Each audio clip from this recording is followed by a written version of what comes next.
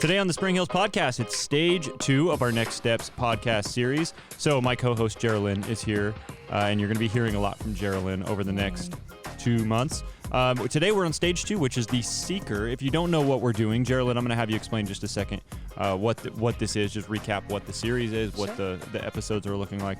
But what we're doing is mostly applicable to small group leaders, but it's applicable to just about anybody within the church. So this is good information. So don't turn the episode off. If you're like, oh, I'm not a small group leader, this doesn't apply to me. It can apply to you. So this is all great information. This is stage 2 of 7. So we have 8 total episodes. There was the introduction, and stage 1 was last week, and now we're here at stage 2, and we have a special guest, and this is Doug. I don't know how to say your last name. I've only seen it spelled. It's Sagon, and Sagon, it's no okay, gas backwards. It's no gas? No gas back. Ooh, that's okay. Good to know. Yeah. That's exactly the kind of information we need on this podcast, Doug. No so I told backwards. Jerilyn, I've been saying this for a couple weeks now. I told her that in this podcast, she's going to have to play get back coach in case we start talking about basketball. So there you go. Anyways, we won't talk about basketball today, but Doug and I have had plenty of basketball conversations, and we'll do that another time. You need to do a basketball podcast. That needs to happen. I tried to do that with some guys before and found out real quick that I was far more interested in the stuff we were talking about than they were, and I was I can match you though. I was going to say Doug can hang. You can hang with that. So I've already seen that. Steve, I need to get Steve Nealed in here. Just the three of us talk about basketball. He's always like, you know what I'm talking about? That's from like the 60s. I'm like, yeah, I know. I'm a basketball historian. What can I say? All right, co-host Jerilyn, stage 2, take over. All right. So this is the Next Steps podcast for small group leaders. But like Garett said, it's really helpful to anybody who wants some common language for understanding sort of the progression of growing spiritually. And you might think it's just basically like you become a Christian and then you become a little bit more mature. And at some point you're at like Pastor Brett level or saint level or whatever you want to think. But we actually are breaking it into 7 really practical steps where you can sort of map out both where you're at right now and then where your next stage would be, what are the most practical next steps for you. And then also ideally people will get to sort of stage 7 as quickly as they can and spend the majority of their Christian life there. And so we just want to encourage you that is well within the cards for you. You don't have to have a PhD in theology to sort of grow into a mature Christian believer. And so there's the 7 different stages that are in sort of 3 different categories. There's the pre-Christian category. So stage 3 is where people become believers. So where they make a decision to follow Christ. And then we have the later categories where they're ready to really lead God's church. But before stage 3 is stages 1 and 2. And last week we talked about stage 1 where people are guests in the church in that they are there. Sometimes Nanine shared her story with us that she was there because she wanted to please her mother-in-law, but they have no interest in getting to know God. They might not even think he exists, or they might have these just really devastating beliefs about him that just they're very shut off to him. So their next step is not to pray a prayer and become a Christian. And that's really why I brought Doug here today too, is I think that he is especially equipped to appreciate that strategy of caring for a guest would be really defeating, to just really try to get them to pray a prayer type of thing, that it's much better to get them to a stage where they're asking questions, where they're seeking increased understanding, whether it's about God or spirituality or the Bible. You have to get them from a closed off posture to a posture that's open. So with that's the introduction, I'm going to pass it off to Doug and just see, as you hear me rambling about these steps and maybe into the should we give some step. context of who Doug is? Oh yeah, that's a good idea. And why he's part of the Seeker podcast? See, this is why Garett is usually the host. Doug is really awesome. He's been a faithful part of our small groups leadership team for quite a few years, even before the formal sort of situation that we have. And he leads our Starting Point ministry, which I'm actually going to let you sort of explain what that is, because I have my ideas, but you'll word it better. Well, thank you very much for having me. It's really a privilege to be able to share maybe a little bit of my experience in dealing with people who are resistant to faith. Yeah. And really that's the main thing. Now, I come from a Catholic background, but really not understanding anything about God. Yeah. So I as I kind of grew, I had to remember what it was like to be in that position of someone who knew nothing about anything. Right. And to be able to really welcome people's resistance in what their position is, and to kind of authenticate or validate their position. Yeah. And not assume, well, you don't know anything. Well, Right. anybody's resistance to God and faith is really their point of view, and I have to respect that. And so that's what I really do, is I take them or anybody for who they are. That's good. So I don't presume anything when people come into Starting Point. And you let any question fly. Like that's one thing I know that my wife helped you out with Starting Point for a while, and that was one thing I know that was admirable about it, was that people did not seem scared to ask questions. That a lot in other scenarios, people might be scared to feel like they might be looked at like they're stupid, or like they're, like, oh, how do you not already know that already? That kind of thing. But that's not the kind of atmosphere you've got there. People are willing to ask anything, because the atmosphere you've got there is ask anything, and they know that they're in a safe spot to be like, okay, wait, I don't understand this, right? That's right. And I think one of the sad points about the church sometimes, it's like it should be the place where people would want to go to be able to ask a question. But unfortunately, we don't give them an environment in which they can ask that question. Right. Or that it feels comfortable to ask it, not even a safe thing, but just, it's going to be really awkward because they're all going to look at me like... intimidating, maybe. Yeah. That's right. And they're going to be judged for their point of view. Yep, exactly. So you're right. Exactly. On the very first day when we have a Starting Point orientation, I literally bring in a big paper pad, and I say, what are your questions that you've always wanted to ask and were afraid to possibly ask? And so if they're a little resistant, I'll start it by... What kind of questions get put up there on that first week? I would say through my years of dealing with people from a seeker, or if that's the term we want to use, viewpoint, it's number one, why is there so much evil in the world? And why doesn't God do anything about it? Number two would probably be, what is my destiny, or what's God's plan for me in my life? Third would probably be, why are there so many religions? That's good. So while you're reminding me of this, a few weeks ago, I've been doing these podcasts, they're called questions. And I just do questions about, God in the Bible was the first one we did. And we did that with Brett, and then a couple other guys joined Brett. And these are the kind of questions. Why is there pain in the world? And it's questions, some of them that are so basic to people that might maybe grow up in church. They're very basic questions. But some people that might really just be like, why is there so much evil in the world? And so we answer those questions with, I would bring in the pastors and have them talk about these to what some might think is a very simple question, but is actually a more complicated question to some, because they don't understand it. I honestly can't really tell you that I understand why there's so much pain and suffering in the world. I understand to an extent, but and I can probably answer it fairly well now that I've talked with Brett about it. But that's the kind of questions that I'm like, people need to have answers to these questions and not feel intimidated by it. So that's where correct. you go with that. So when you start out with that list of questions, I tell them, I say, look, we may not answer every question right away, but I will let you know when this question is probably going to come up in our journey and Starting Point.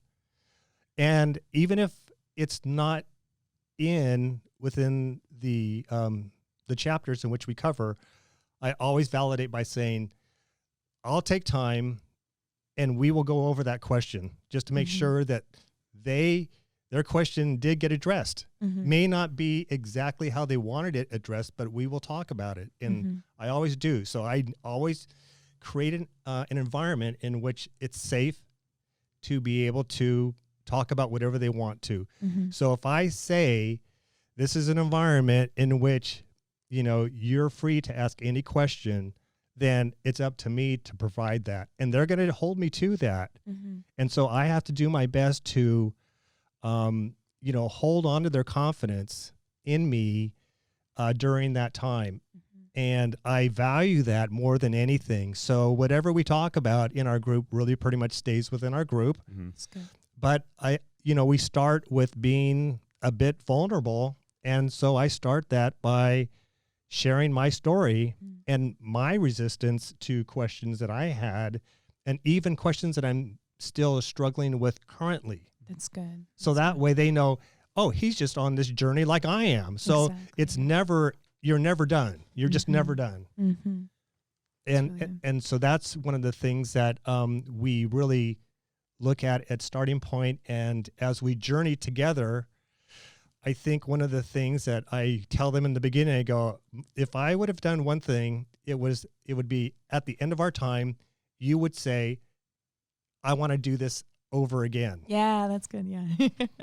That I want to fail to come back again. Mm-hmm. And they kind of laugh. But when we get to the end of our 9 weeks, they all say, can we do this again? Yes. Yes. And that makes me feel like, hey, we created something that they felt like they were heard. Mm-hmm. We changed and opened up their eyes to a different viewpoint and how to see God or view God, or to move them to that next step. Doesn't mean that they may have made the decision. That's only between themselves and God. I can't do that. Mm-hmm. I can hopefully move them to that next stage, because who knows what's going to happen, where they're going to go next. Mm-hmm. They may make that decision 5 years from now, but they're going to go, oh, I remember I was in Starting Point, and you know what? I'm ready to do this deal now. I'm ready to do this deal. So, we're just I'm just a seed planter or a waterer. Who knows what stage I'm at. That's good. That's good. So I'll just take it for whatever they give me. Well, and I saw you demonstrate this when you invited me to crash your group, and that was such a sweet group. And I think both of those couples would have owned an identity of being Christians, and that they had been doing that for a while, but they still benefited so much from your group. But I loved seeing you really demonstrate something that I think guests especially need in order to become seekers. And we can use whatever language we want, but basically people who are just abrasive to God or just have no interest in God, to transition into a stage where they're willing to ask questions that maybe they've had for a long time, or willing to seek greater understanding. I think people who help them with that need to have a posture that doesn't say that person who's helping is the expert, and the person who is wrestling with things is the novice, or the person who doesn't really know what's going on. Because by saying, I'm on this journey with you, I'm exploring things with you that I have wrestled with and haven't necessarily conquered that battle, I think that really puts people in a position to feel like, okay, I'm respected, so I can wrestle with these types of things. And we never really together. stop being seekers. Right, exactly. Brett right. Brett comes in and we, he comes in to do the stage 7, and it's like, I think I made the joke to him. I was like, well, we had to bring in the Grand Master to, but Brett still actively seeks, and he's listening to sermons, and he's reading books, and he's still actively seeking. So it's like, you're never going to stop being a seeker, and that's great, because you're never going to know it all. Well, That's and right. even on the other side of eternity, when everything's perfect and sin's not a problem, and death is not an issue, we're still never going to run out of things to explore about the glory of God's character. And so, I love that observation, that you don't, and that's where you can really be genuine in not having a superior posture to somebody else. It's not just pretending like I know nothing. It's like, no, we really should all have that posture to people who are not believers, or who are against God in some way. We should have a posture that says, with your story, with your starting materials, I might be in the exact same place, type of thing. But. Yeah, I think one of the things that when people if they looked at the title Starting Point, they would think, well, I'm beyond that. Right. And I've had people from all spectrums of the scale, people who were resistant to faith. I've had many atheists, agnostics, people from, Jehovah's Witness background, Mormon background, longtime people in the church. And when they come into Starting Point, they have an assumption of what it's going to be. And the great thing is that we look at, if I can put it this way, when you see a picture of something as spectacular as maybe the Grand Canyon, and somebody takes a picture of it and you see it, you just go, well, oh, Nice. But if you were to see the whole panoramic view, you understand the grandeur of it. Yeah. And I think in Starting Point, what we do is we look at this sometimes in our view of Christianity and God's story tends to be these segments. Mm-hmm. But there is a common theme that's missed. And when you see the whole picture, people just go, oh,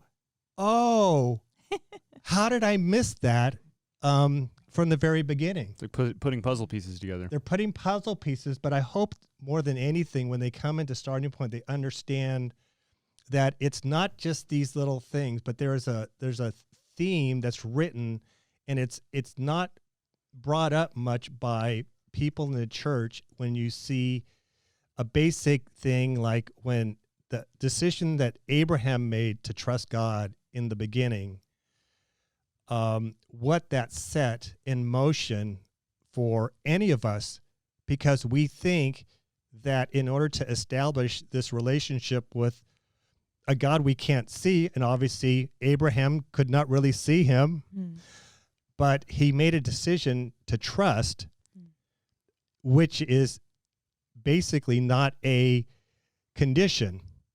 We think of people's decision, it's based on a condition. If you do this, then I will do that.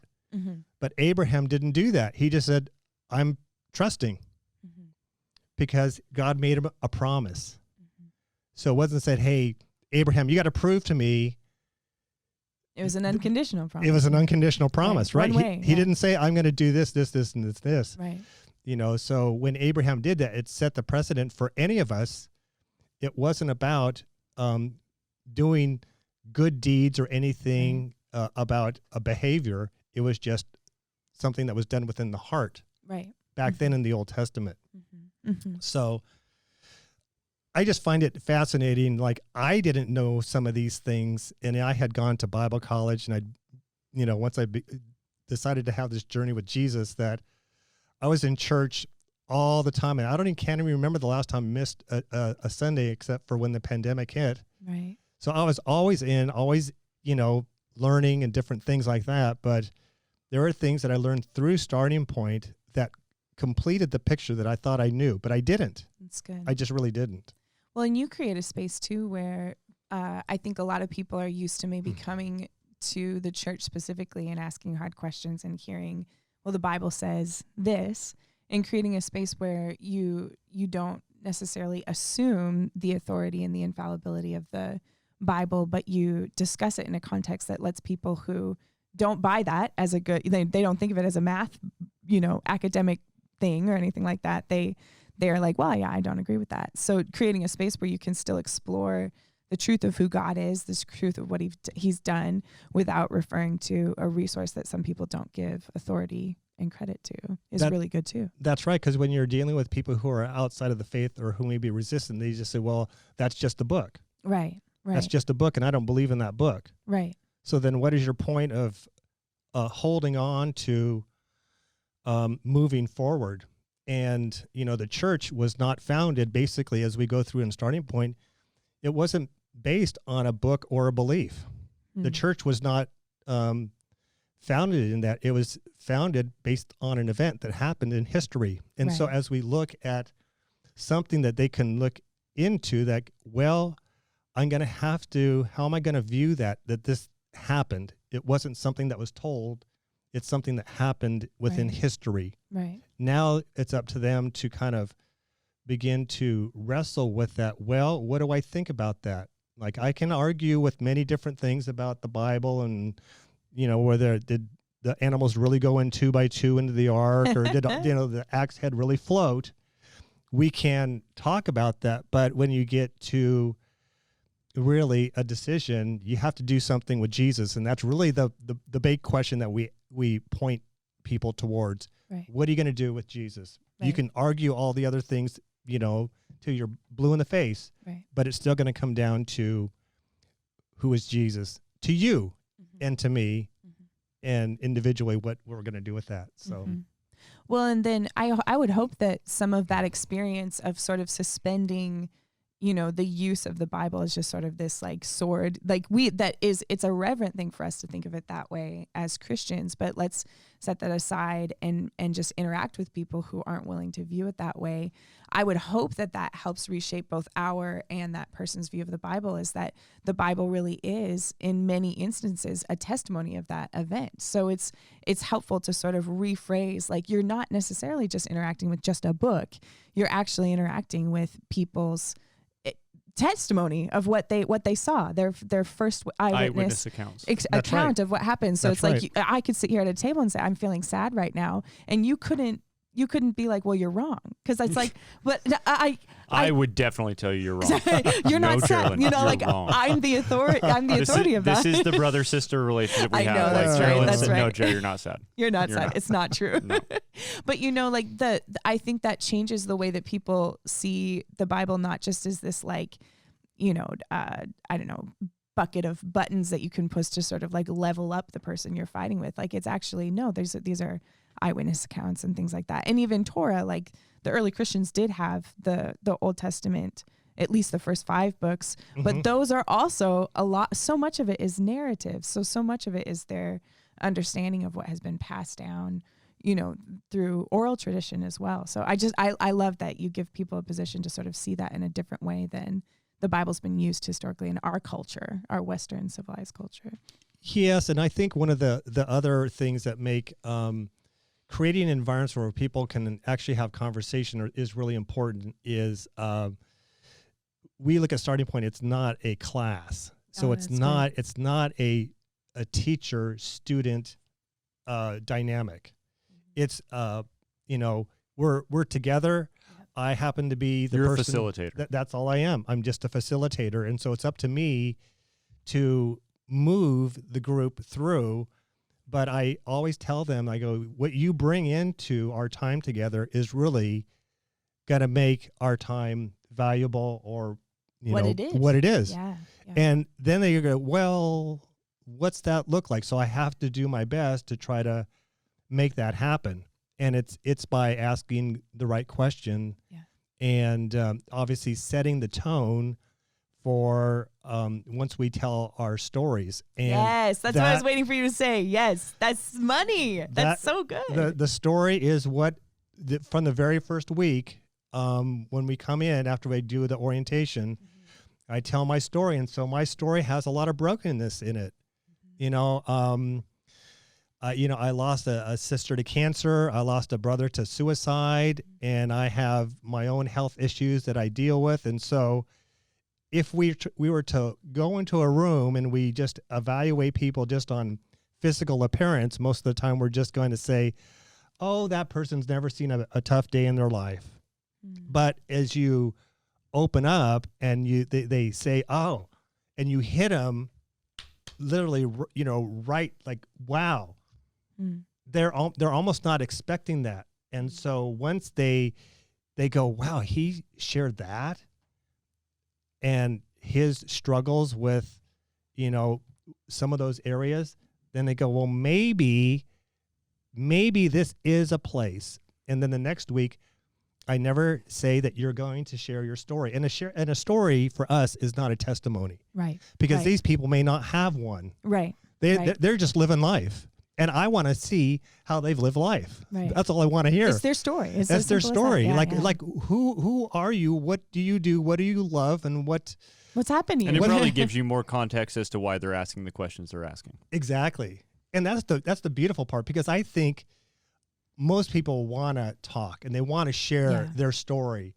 It's just a matter, are you willing to be a good listener, and can you create an environment in which they're going to say, okay, I'm gonna give you my 6 minutes or whatever it is, and I'm gonna share. Maybe they will share a little bit this much, and that's okay, because we've got more weeks, and their time will come out and their story will become more complete as we begin to dialogue more and more and more.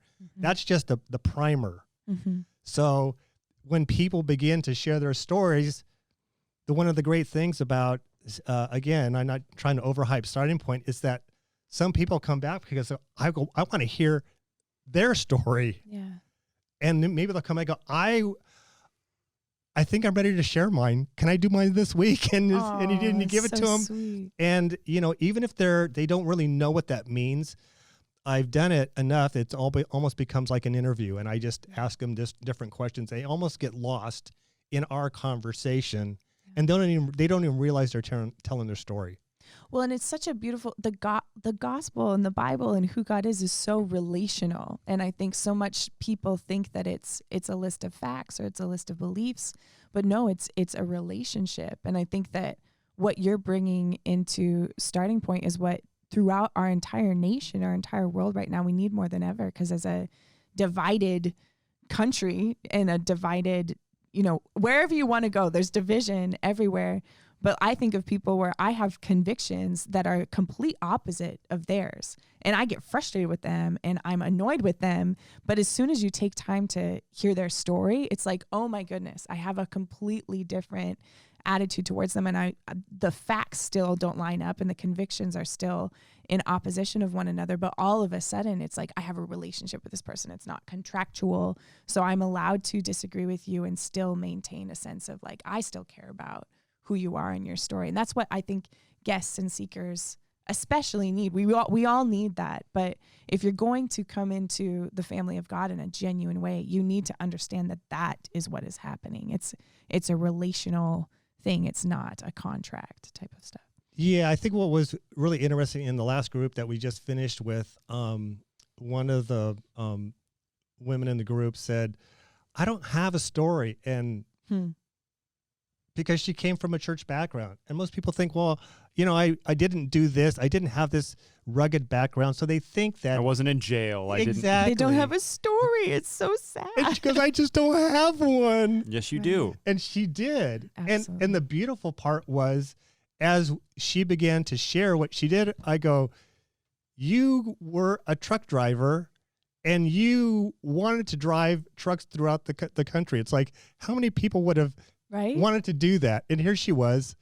And I go, as soon as we got her to open up, it's like she just wanted to keep talking. Yeah. So good. Can I ask a couple of questions here? Yeah.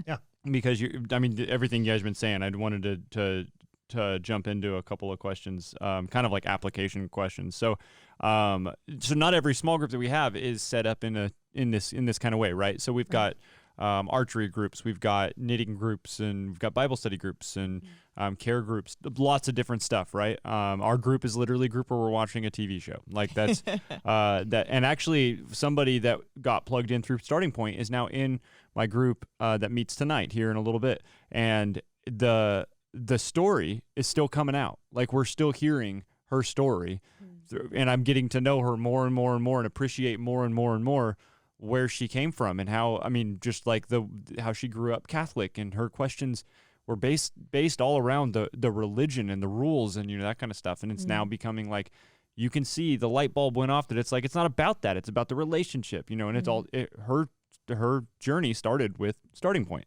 But since we don't have, not every group is Starting Point or set up in that way, so let's talk to the small group leaders. So let's say someone's got a seeker in their group. What are some of the basics for them to know about, let's just say, fostering an environment such as this to foster an environment for a seeker to feel safe, to learn and get their questions answered? Great question. Mm-hmm. Thank you. I do work hard on my questions. I think one of the things, you just have to be, number one, you have to be just really authentic with people and not treat them any different. You just have to respect who they are, where they are, and talk to them, because learned a long time ago, people don't care about how much you know. They want to know how much you care. And you know what? When people encounter Jesus, he wanted to know their story, and people were initially drawn to him. And they just kind of, I'll tell you anything that you want to know, because he would see their hurt and he would allow them to be who they were. And I just think that if we're just authentic in how we interact with them, the kind of words that we use are, I think, really important. One of the things I'm really careful to do is not use Christianese. Good. That's good. I do not use Christian terms. I try to use terms that anybody would understand, because there's this thing where there's like insiders and outsiders. And if you've ever been an outsider you're trying to in this environment where you feel like you're really outside, there's nothing more isolating than that. So if there's a way that you can minimize that and just make it simple and remember what it's like to be on that side. If you've never been there, then you need to figure out what it's like to be someone that's not in the faith.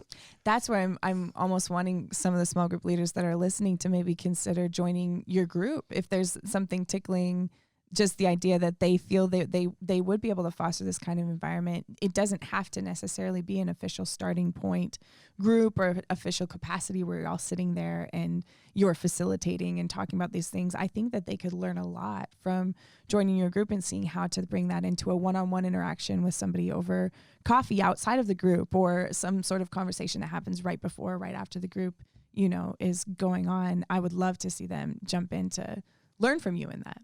Yeah, and it's not difficult. I had the great privilege to be able to understand what Starting Point was really about, because I had a chance to go back to North Point Church in Alpharetta, Georgia. Nice. And really meet the people who... Yeah, this is Andy Stanley's yes. thing, right? Yes. So I was able to go back there, spent like 4 days, and then meet the people who actually started a Starting Point and kind of grew it. Now, being on the West Coast, it's a little bit different, because they would ask us questions like, what's it like to deal with people who are unchurched, who basically come once every, Easter 8 and weeks. Christmas, and that's it. That's it. Yeah. And how do you change that? And one of the things that for us, we would look at different types of wins. They've said, well, what's a win for somebody in Starting Point? And literally for some people, it's like, if we could get them to come back 2 weeks in a row, that's a win. I mean, that's a big win, because if you can change a behavior, you might be able to redirect them from someone who came, maybe once every, twice a year. If they came 3 times in a row to Starting Point, it's like, wow, that means, we earned their respect enough that they would give us another hour. And 3 times, if they come back the 4th time, they're probably coming to church as well. So now you're changing a whole behavior, right? Instead of them going off on a Sunday for a bike ride or whatever they're doing, they decided to give you another chance. And it's like, I've got to respect that time that they've given me to be whatever it is. If it's an outlet, it's like, I've got to respect that. And so it's really simple things. And so my goal is to wow them when they come into Starting Point, that when they're done, they'll always remember that Starting Point was the best thing I ever did. And so I hope that it sets a table when they're done with Starting Point, that they want to do another small group after us. Yeah, that's good. That they just go, you know what? I did that one. That was good. I'm going to go do another one. And who knows what that would take them towards. And so, I always, kind of move them to what the next step is, as when you were there at our dinner. I saw that. Yeah. Is it getting baptized? Is it just attending? Is it getting involved? Or is it just asking more questions? Is it just asking more questions? Coming back to That's do it correct. again. Yeah. Well, and I think that's a great next step for small group leaders to use also, even if they aren't coming to join the group. You always have this little tool in your back pocket for anybody that you think would really benefit from this environment that we're describing, to say, hey, next semester, join Starting Point. You lead it almost every semester. Is that right? I do. I do. Now, one of the, Garett, you had a great question, because not every group is I'll give you props on that. Not every group is set up the way ours is, which is like a direct, we're going to get into the talking some deep stuff here. And we do, but I have to do my best to make it palatable and relatable, and not so spiritual, if we want to use that word, that they just go, oh, that was dry as a bone. So I've got to find ways to be creative in trying to do that, and keeping the conversation and moving it towards where they understand it in their own world where they are. So the position that I take is really kind of, I don't know how I came up with some of this stuff, but instead of using Christian terms, I do my best to use regular language to whatever point I need to make. But I know my audience in the room, and I try to lift up the person who knows the least and raise them up but also not embarrassing them, because I also have people who come in and they've never opened a Bible. So if I were to ask somebody, can you tell me where John 3:16 is? And for most people, they would know where to go. Well, I remember when I first started, I went to this study, and this guy was going all over. He goes, let's go to Ezekiel, or let's go to Jeremiah. And I'm just literally from the very front going Genesis, Exodus, Leviticus, and then he's gone like 4 more references, and then I'm going Genesis, Exodus, and I get to the very back, and so I understand that. So I would address that in the very first week, how to navigate a scripture. So that way I didn't embarrass anybody. I showed them, here's how we're going to do it. And I remember this one time I had this woman, and she came in, she goes, she goes, I never opened up a Bible before, but can I find that scripture? Oh. And I remember she was so proud that she actually goes, is that it? I go, that's it. And everybody just kind of clapped, and, like we affirmed her, and it's like, she just goes, that's a win, right? We got her to do something she'd never done before. So I never assume that people know. I just don't assume. So that's one of the things that I think if people are to have people like that, just remember, and because you don't want to embarrass them. So if they don't know, I just do it in the very beginning. So if they didn't understand it, we'll figure that out. And then sooner or later, they'll go, I want to do that this time. And we do that. So it's interesting how, but it's fun to see. And that's how people grow. Well, the other thing the relationship part of this, you build relationships with these people. And I since my wife helped you out a little bit with Starting Point, I was at one of your, I don't know if it was like a mid-semester dinner potluck thing you guys did. And I got to know, she's not going to care if I use her name here, but Kathy, because she's part of my small group now. And I got to know Kathy, and now she's in my small group. And I've gotten to know Kathy more and more and more. Every time I see her, I'm excited about, I know she's a Chiefs fan. And so I'm excited to talk to her about the news that I heard about the Kansas City Chiefs, and she knows all about it. And we have this conversation. So Kathy's been part of my group now. It was the last week of small group. So the last 12 weeks, and I've known her for a little over a year. And I've built this friendship with Kathy that all started from, no pun intended, Starting Point, right? So it also facilitates this great relationship building. Small groups is kind of built that way anyway. You want to build relationships in small groups. It's what you want to do. Yeah. But it does for people that maybe are coming in that don't know anybody, that are like, well, I don't really know. I'm going to walk into that giant room. Why are we all singing? Why is everybody, okay, so I'm supposed to give money now? Like these kinds of things. It's great to have this, the groups where it's smaller, 4 or 5 people, where you just have the ability to be put, I don't want to say put on the same level. I don't know how the language you use there, but you bring them up to, everybody to the same, did you say the same level? Is that what you said?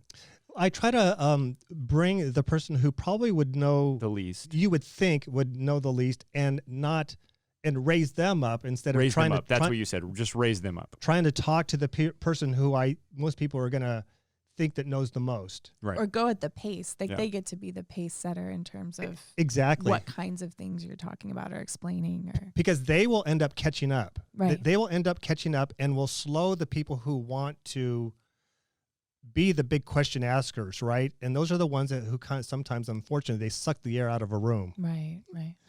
Because they want to go down the rabbit holes. So you, as a facilitator, that only experience tells you or gives you how to acknowledge people who are a little different and maybe have different viewpoints, and how, as a leader or a facilitator, you respond in those situations, because everybody all of a sudden is now looking at you when it's an uncomfortable, like the question is totally off topic, but it's something that they've heard, and now it's up to you, and you're just going, and you can feel all the eyes just turn towards you, right? And like, how are you going to deal with this individual? Because there's always one. There's, most of the time there's always one. And so you have to find a way to acknowledge that person, validate them, who they are, that their question is real, but how to navigate through that water, satisfy that person, and still move the group. And then once sometimes the people see how you do that, then you just go, okay, all right. He did. He didn't diminish the question. He addressed it.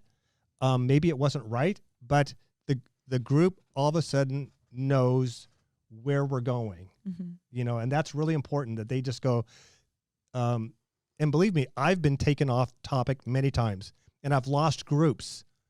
I've lost time in groups because I tried to address that, and then I'm going down a rabbit hole, and I don't even know how to get it back. So I have to figure out how to do it in a respectful way and still keep us moving forward for the benefit of the group, not just for the one person.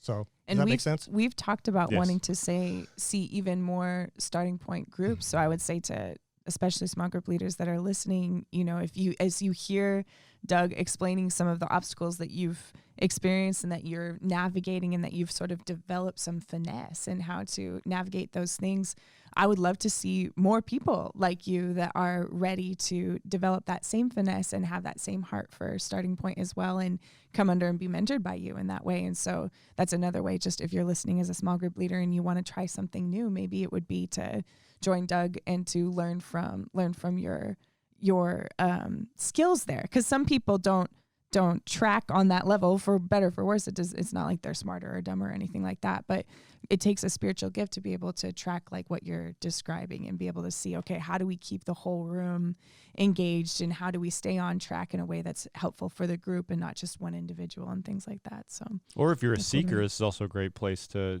get involved as starting point too. If this is something that you're curious about, this is a great way to start. And again, no pun intended, starting point. And you don't necessarily get to the finish line in this group, right? Because the finish line is you've accepted Christ and you're going to heaven, right? Oh my Which is next week, yeah? That's right. Yeah. So next week, go ahead. What's next week? So next week we're going to be talking with Jess Pryor about becoming a new believer, and so sort of what it looks like to not only take that step, but also to care for people who have very recently taken that step. So I'm excited about that, and just so thankful, Doug, for you coming today and helping us. I loved what you said about redefining the win. A lot of this podcast is sort of wanting to help small group leaders, and then everyone in general, sort of not have these huge expectations, like the person who says, I don't have a testimony because I didn't, get off some sort of crazy story. But you can have a win in your small group that looks very small but is very, very significant. So you've helped us with that. And also next week, Doug and I are going to discuss LeBron, overrated? So tune in for that. All right. Thanks, Doug, for being here. You're welcome. Thank you.